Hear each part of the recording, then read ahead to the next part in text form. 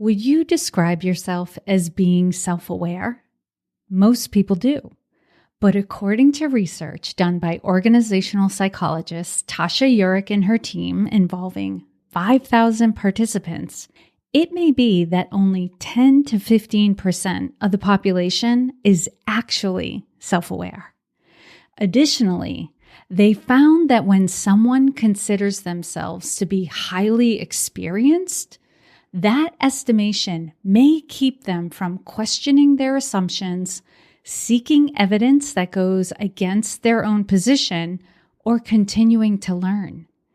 This played out in more experienced managers overestimating their leadership effectiveness as compared to newer managers. In the last episode of Women Taking the Lead, we covered how to lead with emotional intelligence and the benefits of utilizing empathy in your leadership. In this episode, we will expand on 2 of the other 5 components of emotional intelligence: self-awareness and self-regulation.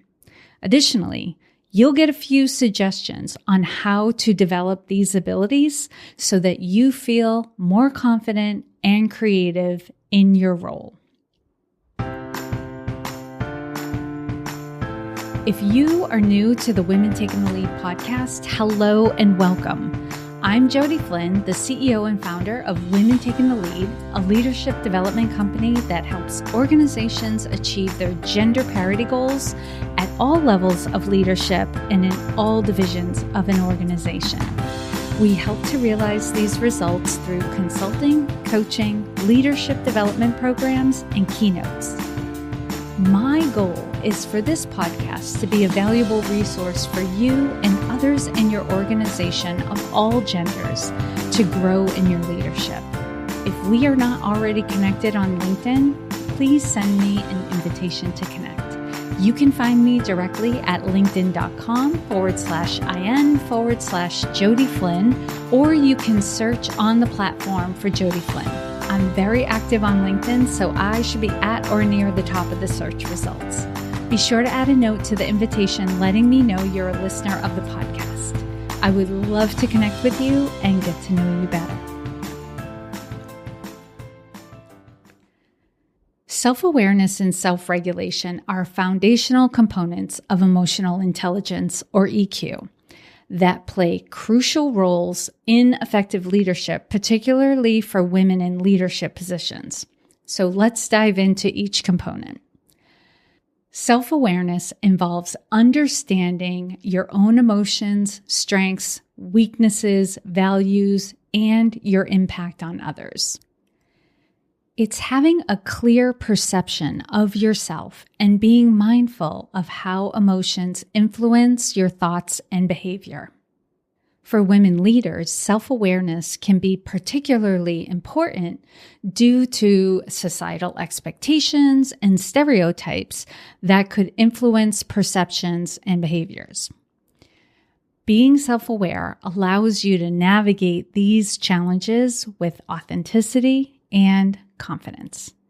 With self-awareness, you will be more attuned to your own reactions and can better recognize how your emotions affect your decision-making, communication, and relationships with others. Self-regulation refers to the ability to manage and control your emotions, impulses, and behaviors in different situations. It involves staying calm under pressure, resisting temptation, and adapting to changing circumstances with composure. In leadership, self-regulation is essential for maintaining professionalism, managing conflict constructively, and making sound decisions even in challenging or stressful situations. Women leaders often face unique pressures and expectations, and self-regulation can help you navigate these challenges effectively.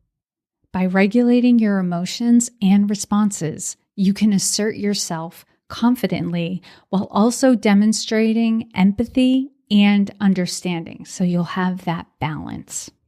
Increasing emotional intelligence is crucial for leaders to effectively navigate relationships inspire trust, and lead teams to success.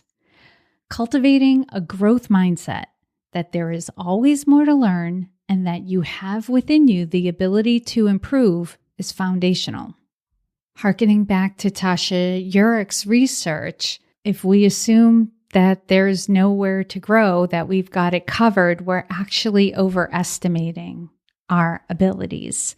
So that growth mindset will keep us in the place of assessing ourselves with humility. Here are some strategies for being more self-aware and self-regulating. So for self-awareness, practices such as self-reflection and seeking feedback can enhance self-awareness. In fact, balancing your own reflections with feedback from others can prevent you from that overestimating that we talked about, overestimating your ability to be self-aware. Regularly assess your emotions, motivations, and reactions in various situations to develop a deeper understanding of yourself and your leadership style. And if you've been at this for a while, you know sometimes your leadership style changes. You adapt. You think you know exactly how you're going to react in a certain situation, and you're surprised, right? So staying in that place of self-reflection and awareness of what's going on for you can be very helpful. Consider keeping a journal to track your emotional responses and patterns. And let me add, in your reflections, it's important to ask what, not why.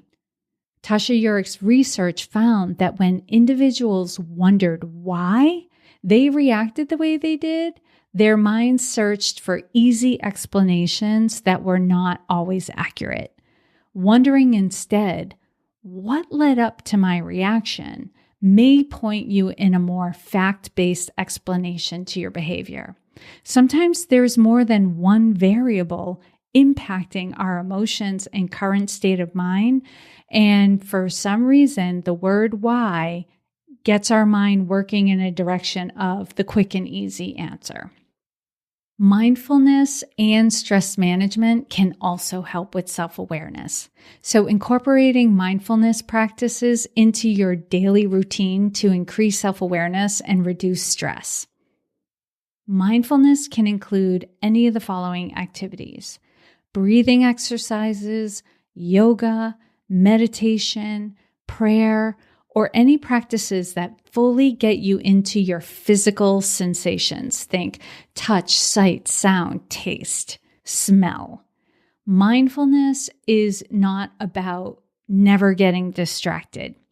Mindfulness is noticing how often your mind gets distracted. When you become aware your mind has drifted, you gently bring it back to the present moment without judgment. For stress management, prioritize self-care activities such as exercise, adequate sleep, hobbies, and positive social interactions to maintain emotional well-being. Positive social interactions include both time spent with loved ones and having a brief positive interaction with an acquaintance or a stranger. In fact, the more quick but positive interactions we have, the happier, healthier, and longer living we will be. And I've linked an article on this topic in the show notes. Now let's switch to self-regulation. Self-regulation builds on self-awareness. So you want to have the ability to identify the emotions that you're feeling. If you struggle with this, start with monitoring how the sensations in your body change based on what you're thinking about or what is going on in your environment. Reframing, which is applying a different interpretation to a situation, can help to change your emotional response and de-escalate those emotions. So with curiosity, try looking at the situation from a different perspective. If another person is ramping up strong negative emotions, then especially try looking at the situation from their perspective. And doing this with curiosity and empathy will have the greatest impact. Lastly, practice techniques like deep breathing or taking a pause before responding. In every situation, you have a choice in how to respond. Strong emotions may make you feel as if that is not true, but it is indeed in your power to choose your reaction. You will be amazed at how powerful you feel when you're able to allow yourself to feel your feelings, right? Because they're natural and informative, but then choose the reaction that aligns with your values and goals. In conclusion, self-awareness and self-regulation are critical components of emotional intelligence, especially for women leaders.